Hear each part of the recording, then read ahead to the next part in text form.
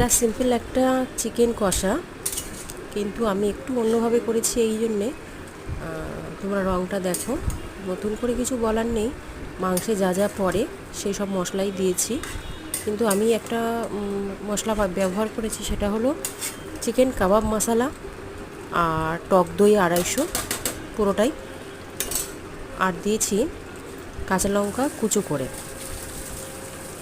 আর পেঁয়াজটাকে আমি গ্রেট করিনি, পেঁয়াজটাকে আমি কুচিয়ে আলুর সাথে ভালো করে ভেজেছি। ভাজার পরে সমস্ত ম্যারিনেট করা মশলা দেওয়া, যেটা চিকেনটা করা ছিল, দিয়ে সিম করে করে এই টেক্সচারটা এসছে। দেখো খুব সুন্দর হয়েছে, সামনে থেকে দেখলে আরও ভালো লাগতো।